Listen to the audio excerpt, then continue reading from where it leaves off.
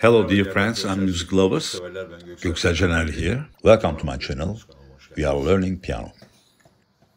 As you can guess from the title, we are going to start digging into the jazz standard Autumn Leaves. And this will be a video series. Why are we digging into it? Because Autumn Leaves is a perfect example for many concepts we have been sharing on this channel. It's a well-loved piece that has been interpreted many times by both singers and instrumentalists, especially jazz musicians, for years. It's beautiful and also quite simple. That's why it's very suitable for teaching certain concepts. So, what kind of concepts are we talking about? Mainly the cycle of chords, 2-5 progressions, in other words, harmonic structure, memorizing melodies and intervals. So, let's get right into analyzing the piece.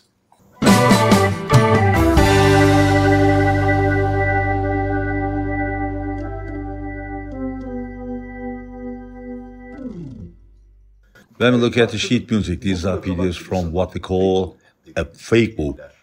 I've taken the original notation for Autumn Leaves.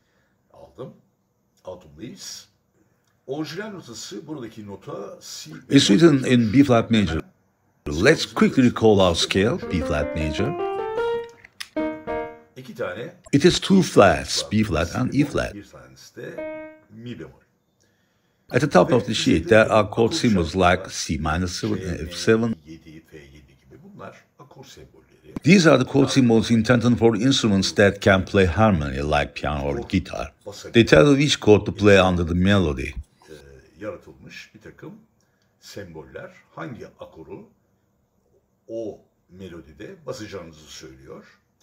But we won't be getting into the chords in this video, not at all. What will we do instead? We'll focus only on the bass note of the chord and the melody.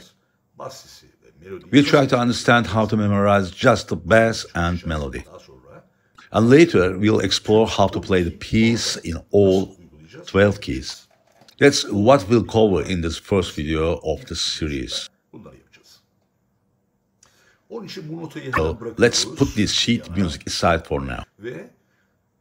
We are going to transpose the piece, but to where? To the easy scale for all. C major, right? The easiest one, no sharps or flats. Let's now look at the melody side of the piece. Like in many other songs, the melody is built from small little motifs. Imagine the piano keys as letters and each small motif as a word. Like this.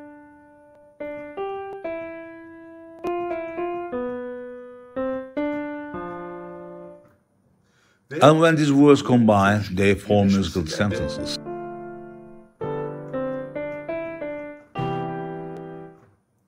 That way, it's easier to internalize the piece, small motifs coming together. That's exactly how it is in Autumn Leaves, built from teeny motifs. These motifs are similar in shape, but they appear in the different spots in scale. Let's see how it begins. First, let's look at our scale. This is a minor piece. Why? Because it starts and ends with a minor chord.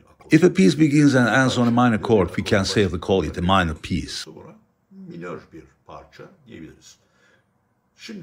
Since we move to the C major scale, we actually start on its relative minor, which is A minor.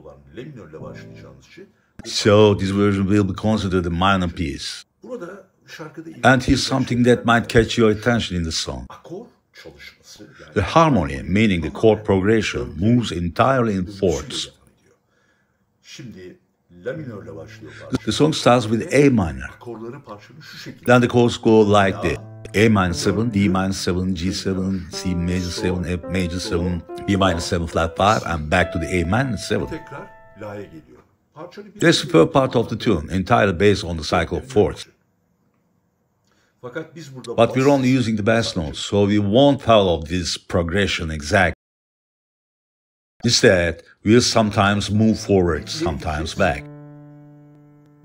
Forward by a fourth, back by a fifth. Why? Well, from D minor, if I go up a fourth, I land on G. After D minor, if I go back a fifth, I still land on G. So whether you go up a perfect fourth or back a perfect fifth, it's the same pitch. So our bass line will go like this.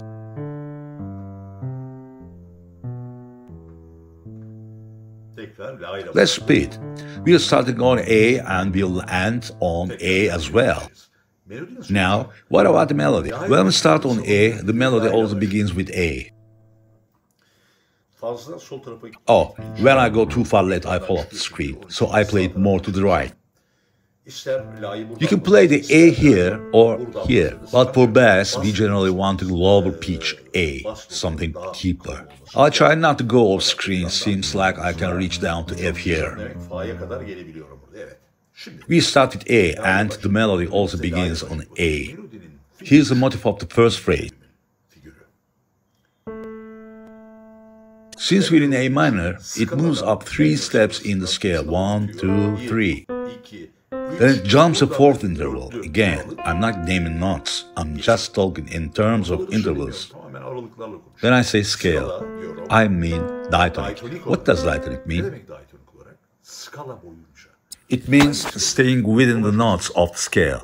And which scale are we in? We are in C major, so diatonic means using only C major notes. We are sticking to the tones of that key.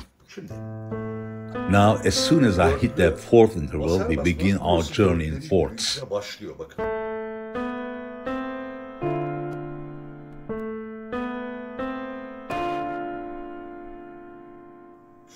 Next, we arrive at G again, but since it's a bass line, we want a lower register, not a high one. So I go back a fifth, and the melody follows that. Look, the melody aligns with the bass.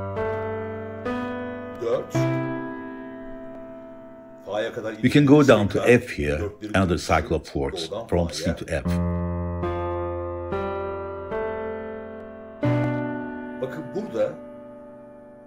This one isn't a perfect fourth, 5.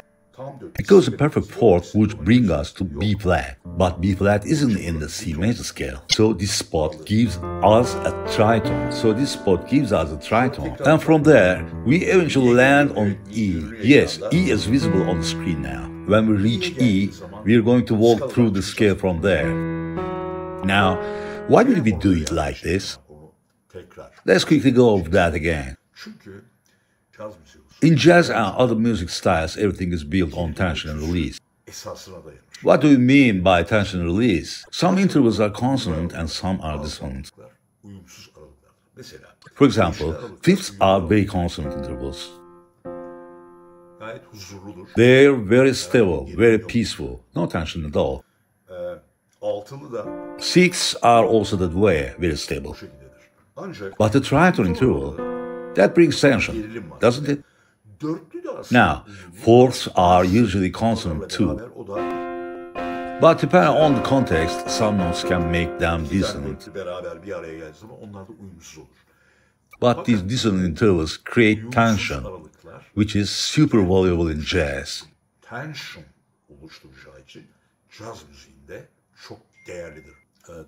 In the C major scale, there's only one dominant chord. And since our keys is minor, we need a dominant chord on the 5th degree of that minor scale. But what do we see here? We've got E minor 7. What are the diatonic chords of C major again? C major 7, E minor 7, E minor 7, F major 7, G7, A minor 7, A minor 7, B minor 7, 5, 5, and then back to C major 7. So our tonic is A minor. To finish on A minor, we need a cadence. And we get the cadence from the 5th degree of A minor. But we currently have an E minor chord there. So what do? We play E7 instead. That gives us much stronger resolution. Let's see how it sounds if we don't use it. It doesn't create the same tension. That's why in jazz we use the harmonic minor, not the natural minor. Why the A harmonic minor? Because in a harmonic minor scale, the 7th degree is major, not minor.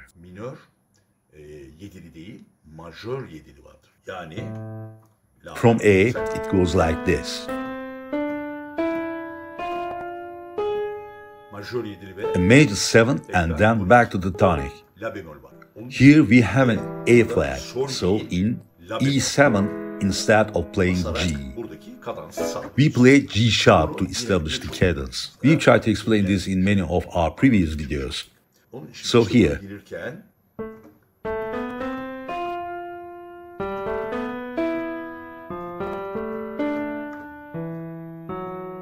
we're using the E major scale in the melody. This is how the composer wrote it. This exact intention. He did it with this exact intention. To create some tension here. So, what happens next? It just goes back to A minor, right? That's the end of the first section. Let's repeat it, starting from A. The bass is also on A. The cycle of fourths continues. A whole step down and again the cycle of fourths. This is a perfect 4. Now here comes a tritone. Why a tritone? Because we are in the diatonic scale. B flat wouldn't work, so we use B instead. Another 4th, still part of the cycle. This one's an augmented 4th. Now again we play E in the bass. Because after C comes A. The melody goes whole step from major. Another whole step and then a major 3rd. Completing the cycle like this. We're back at A again. Notice something?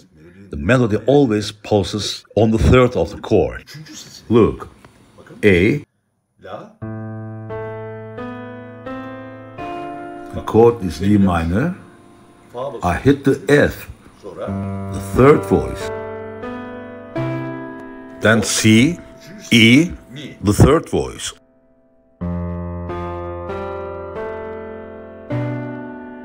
B bass, B minor 7 flat 5 chord. And its 3rd D.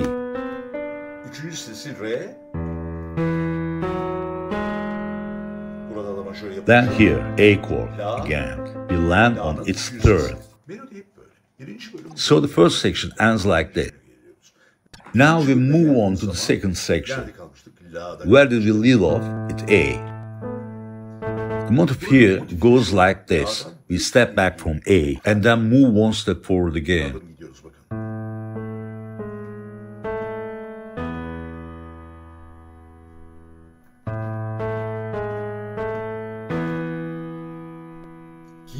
Look, we're going back, a 4th down. This time we're not going forward, we're stepping back. Going back by a 4th is the same as going forward by a 5th, just reverse. Again we arrive at E. 170. I don't want it to go off screen here.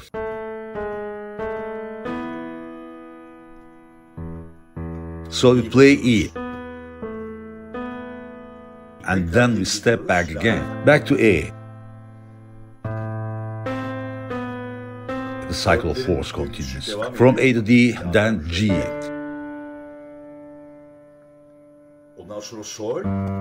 Here we make an octave leap, cycle of fourths again, and we arrive at C. And in the melody, we land on the 3rd of the C chord. The melodic structure is actually very simple.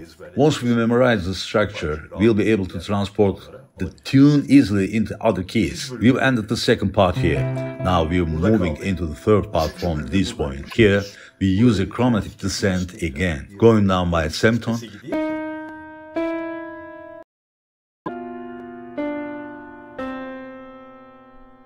The cycle of fourths again.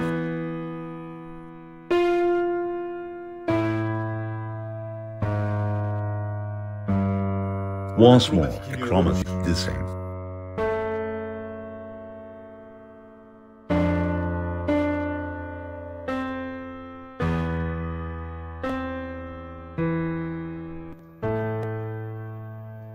Let's look at how we descended here.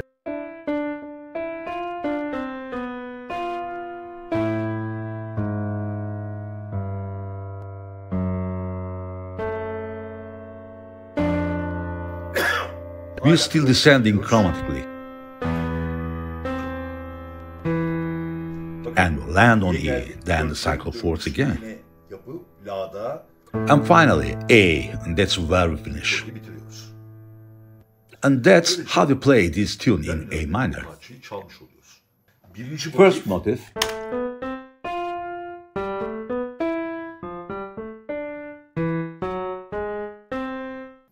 Second motif, we can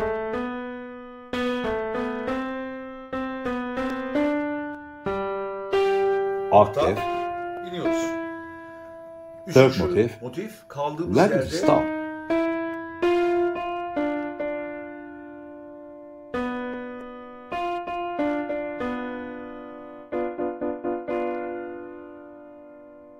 The chords of B minor 7 flat 5. That's the seventh chord, right? The seventh degree of the major scale. Is B half diminished.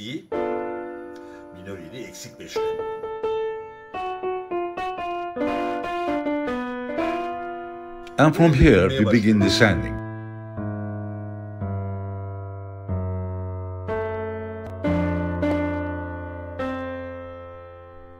And that's where we finish.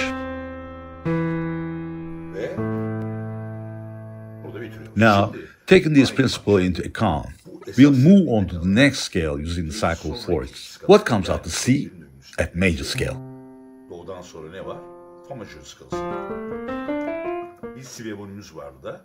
But this time, we'll begin from the relative minor of that. Since this tune is in a minor key, we start from D. So our first chord will be D minor, and our first bass note will be D. Our melody starts on again, the fourth up, but look, here the fourth is B flat. So here again, we've started the cycle of fourths. And the melody follows the bass. Cycle of fourths. Again. This we will try it on now. Let's look at the scale. E flat, not in the F scale.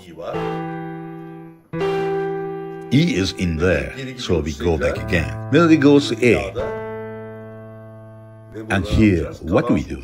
To create cadence, we make a dominant. That's a whole step, whole step, whole step, major third, and we come back to D again. After repeating this part, what do? From D we descend chromatically, then go back one. From D we descend chromatically, then go back 1/4 to the dominant. We arrive again, forward, same motifs. The cycle of fourths continues.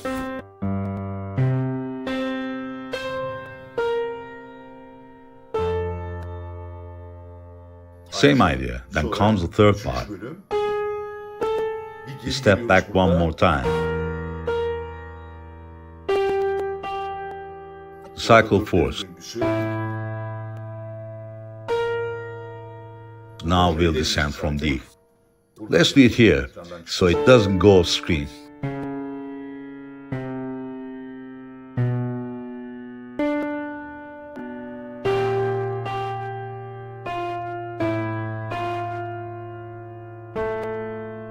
This part goes from A to D in melody, starts from D and then goes back to B flat. Because after F in the cycle of fourths we have B flat, we will start from B flat. Bass is on B flat and melody is also on B flat. Minor and the fourth is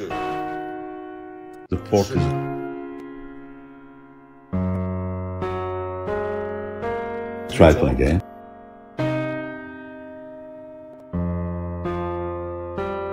Whole step, and major third. We repeat.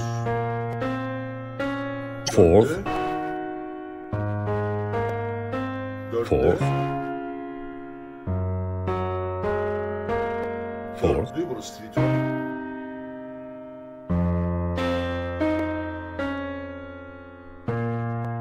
Now the second part. we go back, fourth,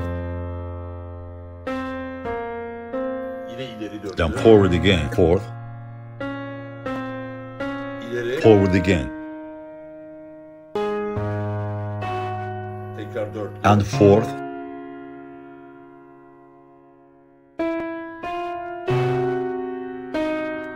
fourth,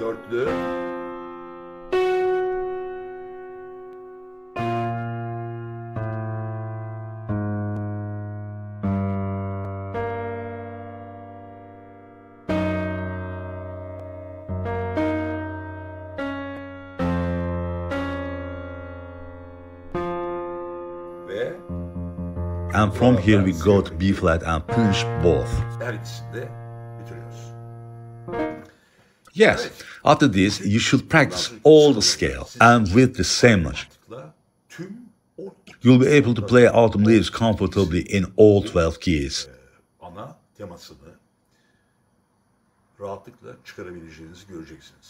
Just think about the motifs. Think about the intervals in the motifs.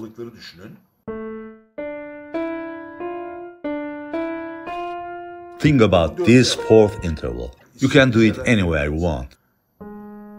Root, whole step down, half step down, a fourth. From anywhere, you see?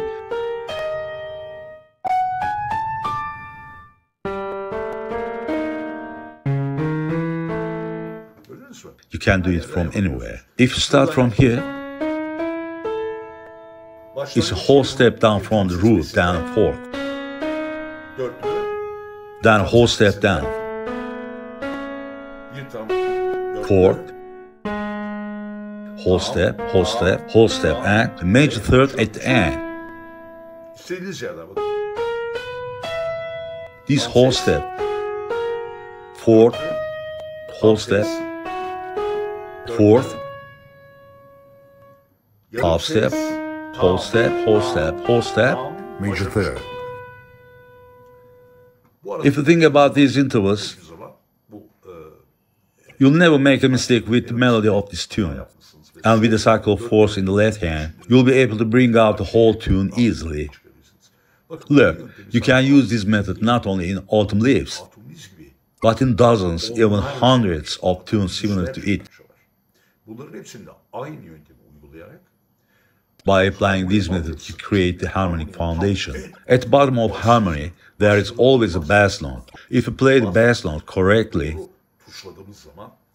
we also create the harmony correctly. That's why bass notes are very important. So in this video, we work on the bass. In the next series of videos, we will see how to feel the right side of the bass, the tenor and alto voices, the soprano on the left side. In the next series of videos, we will see how to feel the right side of the bass, the tenor and alto voices, and the left side of the soprano. What notes will work together on the left? How will we build harmony? We will research all this together. If you found this video useful, please hit the like button. If you're not subscribed, consider subscribing. Share your thoughts in the comments. I'm Goksel Canerli. See you in the next video in this series. Stay healthy and peaceful. Bye-bye.